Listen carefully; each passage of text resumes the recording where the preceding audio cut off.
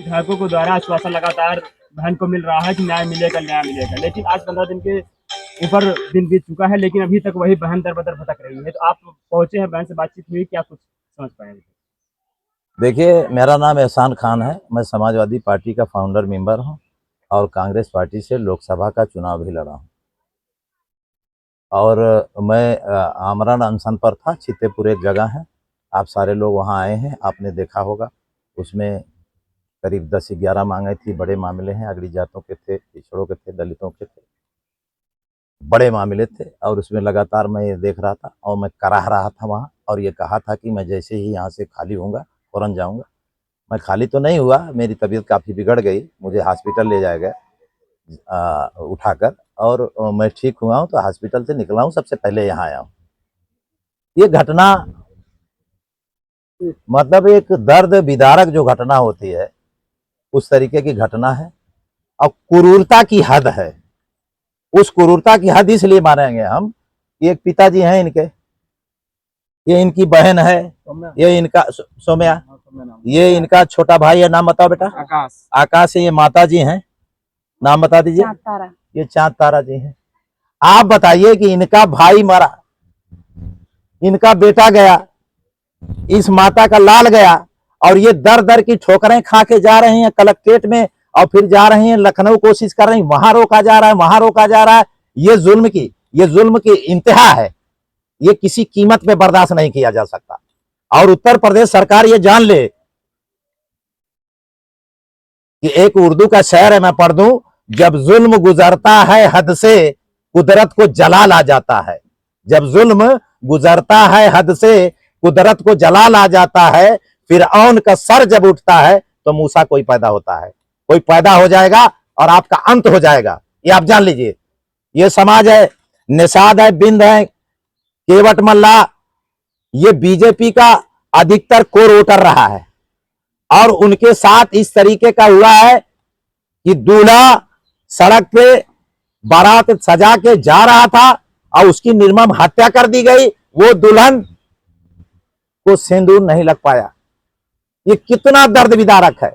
कहां है योगी सरकार, और कहां है इनकी जीरो टॉलरेंस की नीति? कहां है बताएं।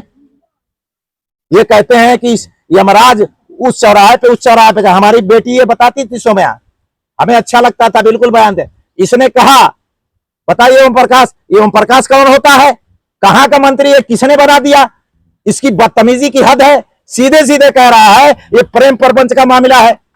कहां प्रेम प्रपंच का मामला है? उस लड़की की शादी नहीं होगी या उसके ऊपर तमाम तरीके के मसले आएंगे तो ओम प्रकाश राजभर इसका हिसाब देगा।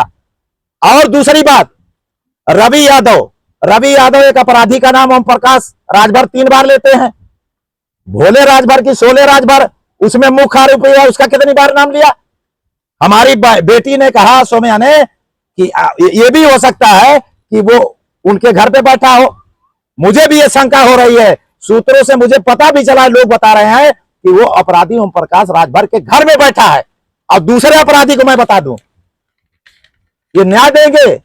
दूसरे अपराधी की तस्वीर देख लीजिए, ये तस्वीर देख लीजिए आप लोग। ये कौन है नेताजी? प्रदीप बिंद। ये प्रदीप बिंद है, और ये मंत्री है उत्तर प्रदेश सरकार में, डॉक्टर संजय निषाद। आप बताइए, दोनों मंत्री के घर में 1 लाख का इनामिया है। और ये तस्वीर तो झूठ बोलेगी नहीं। ये आए क्या डॉक्टर संजय निषाद आए क्या निषाद परिवार से मिलने? उनका दुख बांटने आए हैं क्या? हम सैल्यूट करते हैं मुकेश साहनी जी का कि बिहार से चलकर वो बेचारा यहां आया और इस दुख में शरीक हुआ। हम उनको सैल्यूट करते हैं। समाज का दर्द ये होना चाहिए। सीधी बात है कि उत्तर प्रदेश सरकार के जो दोनों मंत्री हैं, ओम प्रकाश राजभर कहते हैं केवट, बिंद, मल्ला, कोयरी, कोहान, लोहार, चौहान, मौर्य, फलाना ढकाना, यानी अति पिछड़ों की बात करते हैं। ये अति पिछड़ों से बाहर आए, शर्म नहीं आती उनको? 3 किलोमीटर यहीं आए थे, इस परिवार से आए थे मिलने। बताइए, आप लोग मिलने आए थे? ये कौन से अति पिछड़ों की बात करेंगे? विनाश हो जाएगा ओम प्रकाश राजभर जी। आने वाले दिनों में आप सदन में दोबारा आप जिंदगी में नहीं जा पाएंगे, मेरी गारंटी है। कभी नहीं जा पाएंगे आप। इस परिवार का दर्द कोई समझे। एक बाप है, वो बेचारे परदेश में रह के किसी तरह बच्चों का पालन पोषण करते थे। एक लड़का तैयार हो रहा था, अभी उसकी निर्मम हत्या कर दी गई। एक लड़का नाबालिग 8 में पढ़ रहा है, मां तड़प रही है, बहन सड़कों पे संघर्ष कर रही है।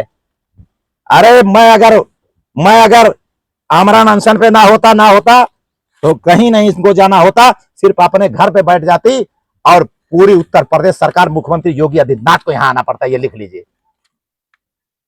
लेकिन कोई बेचारी को गाइड करने वाला नहीं। न्याय के लिए जहां जहां दर अब बताइए, रात में पता नहीं कितने बजे आई, लोग मिल 2 बजे आए, कैसे कैसे क्या हुआ, तमाम तरीके का हुआ। तो मैं आज आया हूं और उत्तर प्रदेश सरकार को, योगी आदित्यनाथ को चैलेंज करके जा रहा हूं। मैं तो हूं एक मुसलमान का बेटा।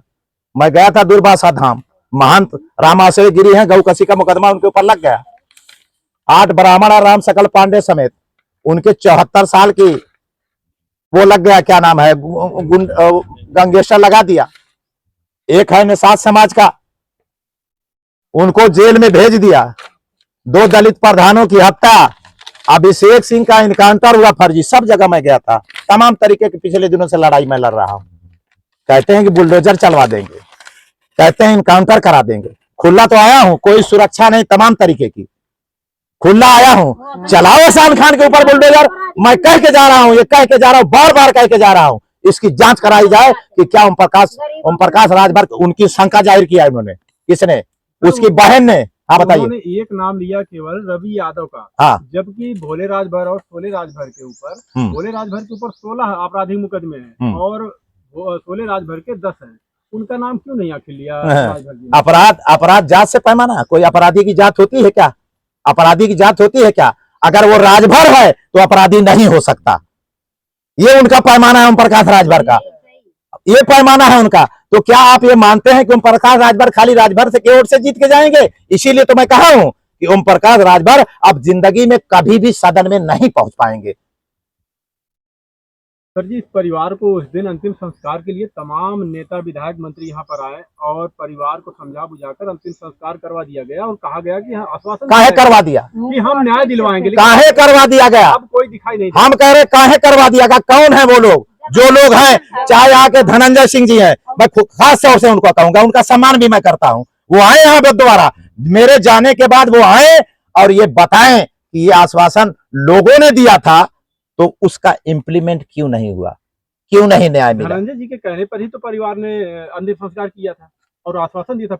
मुझे ये नहीं मालूम है, लेकिन अगर उनके कहने पे इन्होंने अंतिम संस्कार के लिए उनकी डेड बॉडी दे दी तो उनका कर्तव्य कर्म है, धर्म है। अगर उन्होंने इसका अक्षरशः पालन करते हुए इंप्लीमेंट नहीं कराया वो सब चीजें, तो धनंजय सिंह जी आपको हिसाब देना पड़ेगा, लिख लीजिए, ये किसी कीमत पे आपको हिसाब देना पड़ेगा।